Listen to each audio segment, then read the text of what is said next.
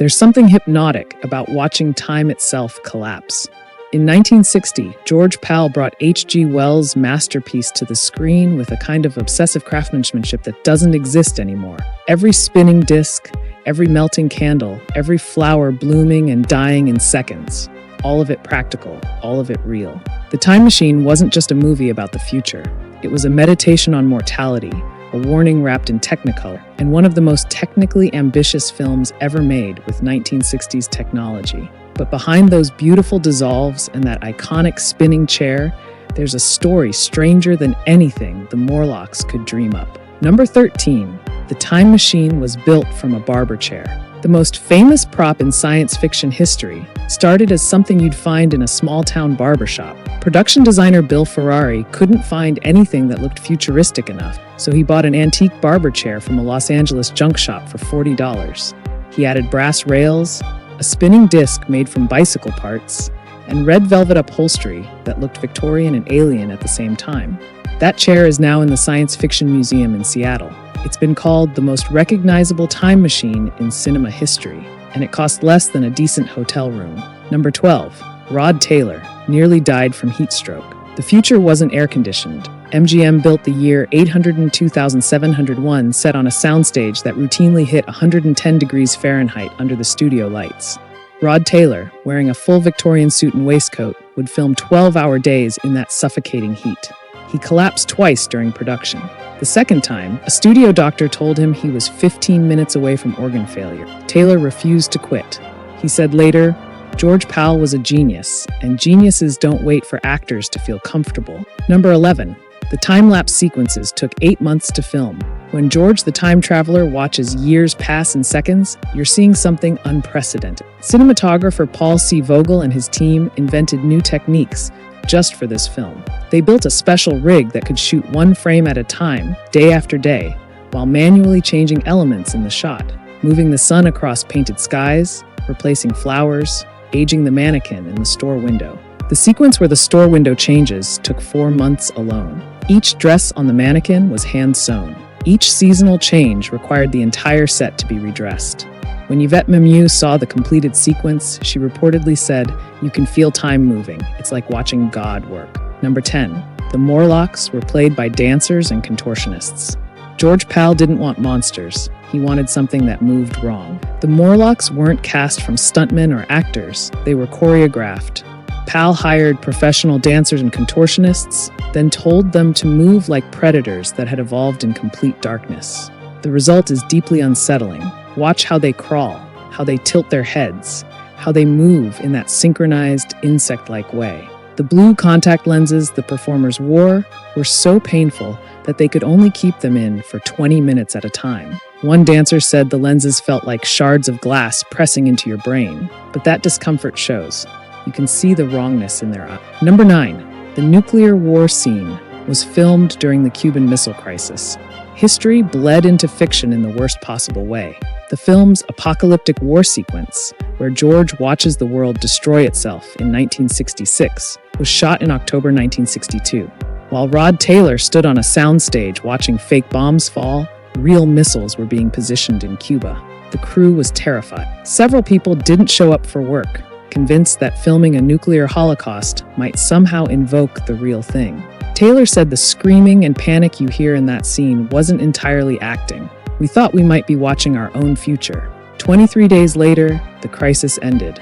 The scene stayed in the film. It hits differently when you know how close we came. Number 8.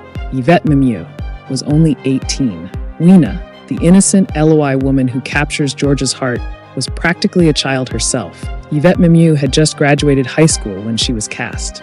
George Pal wanted that quality, that unspoiled, almost childlike trust that makes the Eloi so tragic. But here's the uncomfortable part. Mimieux was playing a character in a romance with Rod Taylor, who was 30. The studio carefully framed every shot to make her look older, more mature.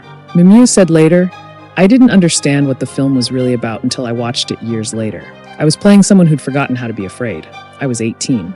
I'd never learned. Hey, if you're still with me, you're clearly a fan of classic cinema done right. Hit that subscribe button and the notification bell. We've got more deep dives into the films that changed everything." Now back to the weird facts. Number 7. The Eloi language was created by a linguist. Weena speaks only a handful of words in English. The rest is something else entirely. George Pal hired a UCLA linguistics professor to create a completely original language for the Eloi. One that would sound like English, had evolved for 800,000 years, and lost most of its complexity. The language has only about 40 words. Everything is soft consonants and open vowels. It's designed to sound beautiful but empty, like a music box with half the notes missing. Mimu had to learn it phonetically. She said it felt like speaking in a dream where you've forgotten how words work. That's exactly what Pal wanted, a language for people who'd forgotten how to think. Number 6, the spinning time disc was a hypnosis device. That beautiful swirling effect wasn't just for show. The production team consulted with psychologists about how to visually represent the feeling of moving through time. They landed on a spinning, pulsing disc that mimics the kind of spiral patterns used in stage hypnosis. Watch it again. Notice how your eyes relax, how you lose track of the edges of the frame. Several test audiences reported feeling dizzy or lost in time during those sequences. One viewer claimed he couldn't remember the 5 minutes after the time travel effect.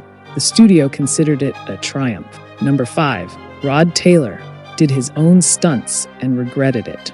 There's a scene where George is dragged into the Morlock tunnels, thrashing and fighting. That's actually Rod Taylor being pulled across sharp volcanic rock by 4 dancers in rubber suits. No pads, no stunt double. He tore the skin off both elbows and cracked a rib. When George Pal asked why he didn't say anything, Taylor replied, "I wanted it to look real." Watch that scene now. The terror in his eyes isn't acting. That's a man genuinely being hurt. The rib took 6 weeks to heal. He filmed the romantic scenes with Weena in constant pain, trying not to wince when she touched his side. Number 4, the atomic bomb. Lava was made from oatmeal. When nuclear fire consumes the world, you're watching breakfast cereal. The special effects team created the lava flows by pumping huge vats of oatmeal mixed with red and orange dye through tubes beneath the set. They filmed it in slow motion to make it look thick and volcanic. The set smelled like a bakery for weeks. Rod Taylor said, "Here I am, dying in a nuclear holocaust, and all I can think about is how much the apocalypse smells like maple syrup. But on camera, it looks horrifying. It looks real." That's the magic of practical effects. Sometimes the absurd becomes the authentic. Number 3, George Pal fought the studio to keep the dark ending. MGM wanted hope. Pal gave them something more complicated. The original studio ending had George staying in the future, rebuilding civilization with Weena by his side. Clean, simple, heroic. Pal refused. He shot the ending, you know. George returns to 1900, then vanishes back into time, leaving his friend Philby wondering if he'll ever come back. MGM threatened to fire him. Pal threatened to have his name removed from the film. The studio blinked.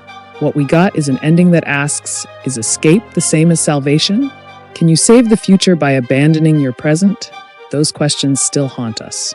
Number 2, the film premiered 6 months after H.G. Wells' death. Wells never saw it. He died in August 1946, 14 years before the film's release. But his son, Frank Wells, worked closely with George Pal during production and gave the film his blessing. Frank said his father would have appreciated the faithfulness to the novel's themes, especially the warning about class division and human complacency. But there's something melancholy about that, isn't there? The man who warned us about the future never got to see his warning become art.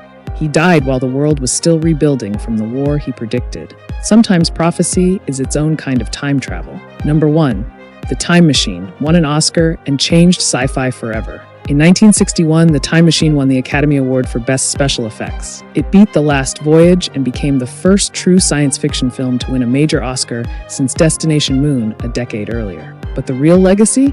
It proved that sci-fi didn't have to be cheap, didn't have to be camp, didn't have to be disposable. George Pal showed Hollywood that you could take a Victorian novel about entropy and evolution and turn it into something beautiful, something that asked real questions, something that mattered. Every serious sci-fi film that came after, 2001, A Space Odyssey, Blade Runner, Arrival, owes something to this movie, because Pal understood what H.G. Wells understood. The future isn't about spectacle, it's about what we're willing to become.